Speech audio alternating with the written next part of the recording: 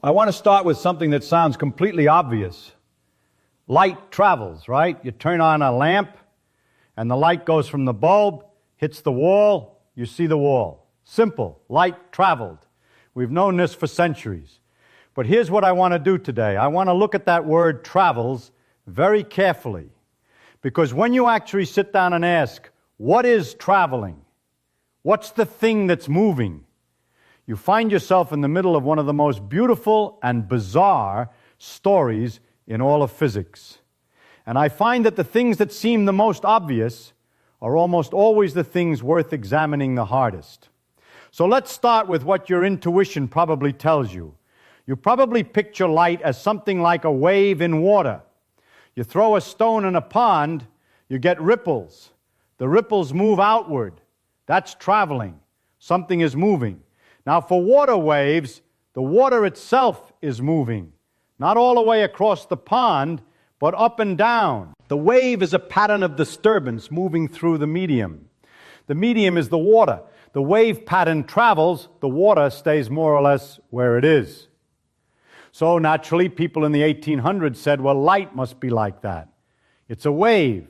So there must be some medium it's waving in. They called it the ether.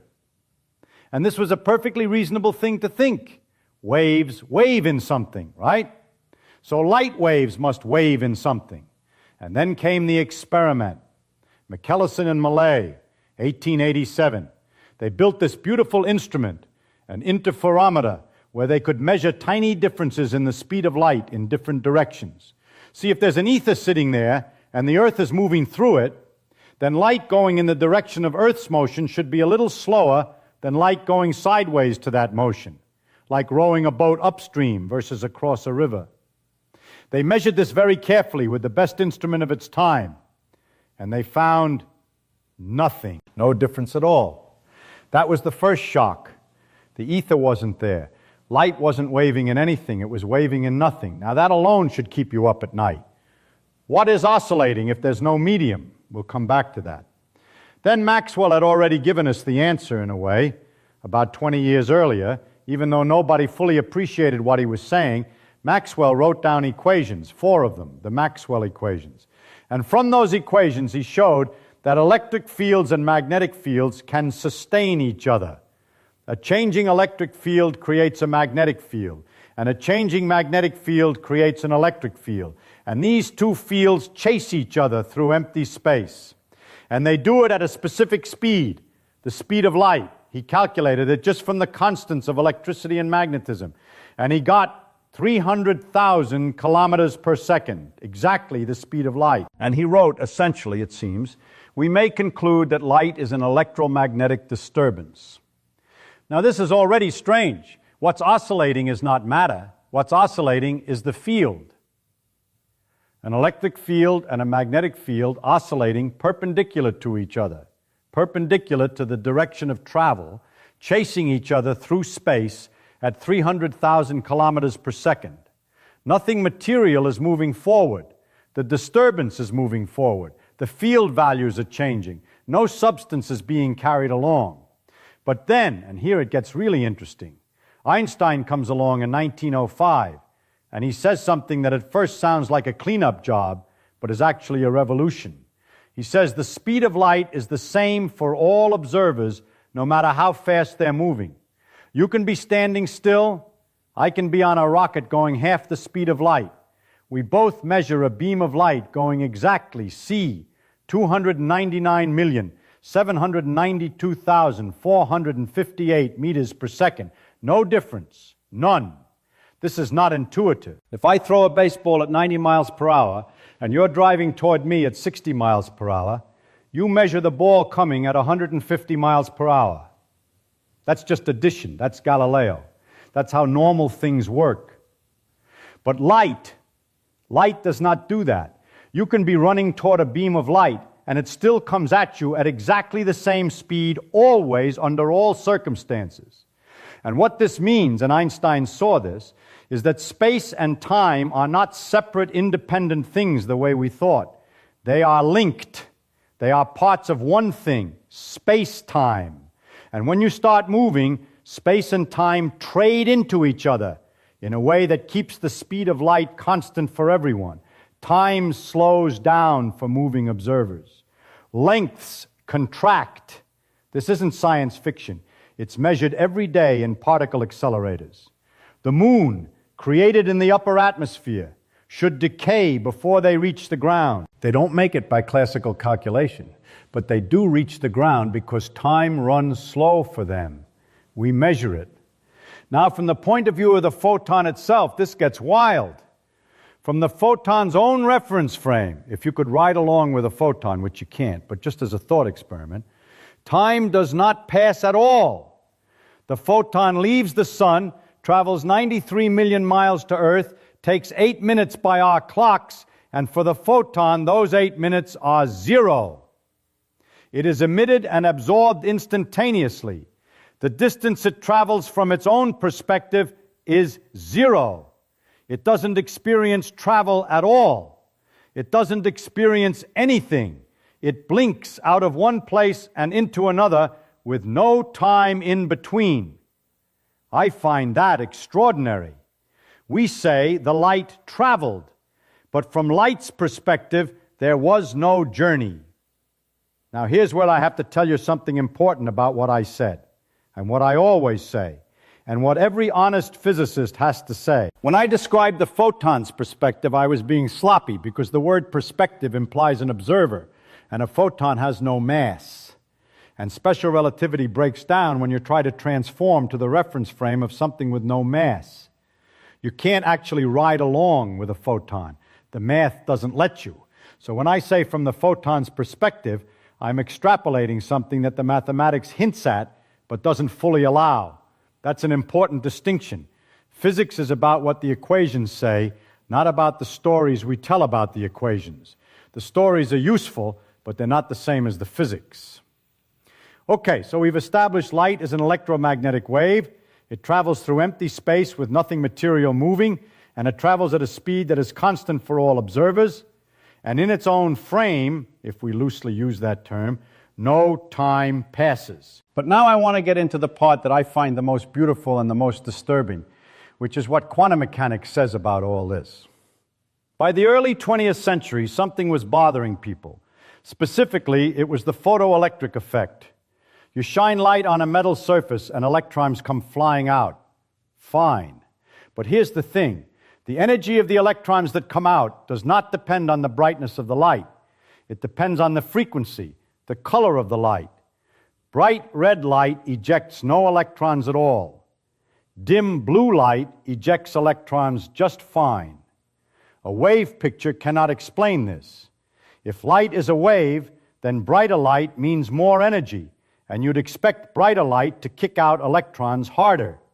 But that's not what happens. Einstein in 1905, the same year as special relativity, an extraordinary year for him, says light comes in packets, quantized chunks. Each packet has an energy that depends on its frequency. E equals h star nu. H is Planck's constant. Nu is the frequency. A single packet has enough energy to kick out an electron, or it doesn't. More brightness just means more packets, not more energy per packet. If each packet isn't energetic enough, no electron comes out. No matter how many packets you throw, those packets, we now call them photons.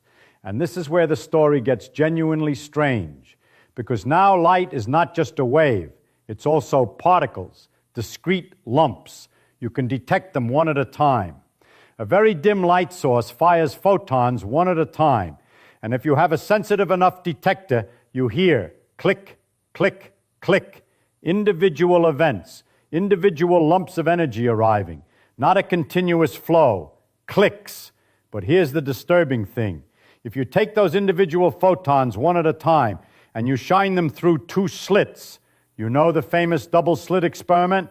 Each photon somehow goes through both slits at once. Because when you look at where they land, even one photon at a time, over time, you build up an interference pattern, a bands, an alternating pattern of where photons land and where they don't, which is exactly what you'd get if waves were going through both slits and interfering with each other. But we're sending one photon at a time. There's nothing to interfere with. A photon is interfering with itself. And if you put a detector at the slits, trying to catch which slit the photon actually went through, the interference pattern disappears. The photon now goes through one slit or the other like a normal particle, and you get two piles instead of a wave pattern. The act of finding out which slit it went through destroys the interference. This drove Einstein crazy. He never accepted it. He thought there had to be a deeper explanation. He thought God doesn't play dice. And yet the theory works. It predicts everything we measure. It predicts it with more precision than any other theory in the history of science. Quantum electrodynamics, the quantum theory of light and matter, is the most precisely tested theory in physics. Its predictions have been confirmed to 10 decimal places. So what is light really? Is it a wave or a particle? And here I want to tell you something that I once said, and I'll say it again because I think it's important. It is neither. It is something for which we do not have a good word, and we do not have a good classical picture. The word wave and the word particle are both human inventions based on human experience of large classical objects, water waves, billiard balls. Nature at the quantum level is not obligated to fit those words. It does its own thing. It is light-like, which is its own category. What we have is a mathematical framework, probability amplitudes, complex numbers, wave functions, that correctly tells us the probability of finding a photon at any given place and time. The wave function is a wave. It has frequency wavelength, and it interferes with itself.